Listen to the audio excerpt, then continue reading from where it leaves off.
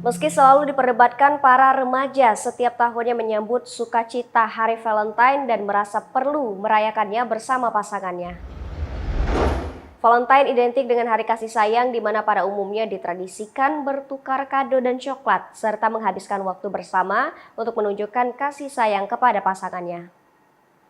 Bagi remaja ini, Beni 15 tahun, Ketua OSIS SMAN 3 Palembang. Dirinya menganggap hal tersebut menjadi pilihan pribadi masing-masing untuk merayakan Hari Valentine dengan pasangannya. Kalau saya pribadi tidak pernah merayakan Valentine, namun merayakan kasih sayang itu hampir tiap hari, katanya saat ditemui Senin 31 Januari 2022. Menurutnya meski Februari identik dengan Hari Valentine, namun menunjukkan kasih sayang itu seharusnya bisa tiap hari, tidak harus berpatokan pada satu momen tertentu saja.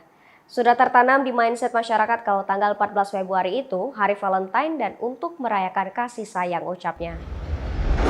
Meski Hari Valentine merupakan budaya luar yang diadopsi masyarakat, lelaki berambut cepak ini juga berpendapat tidak ada salahnya memanfaatkan momentum kasih sayang ini untuk merayakan dan menunjukkannya pada orang terkasih.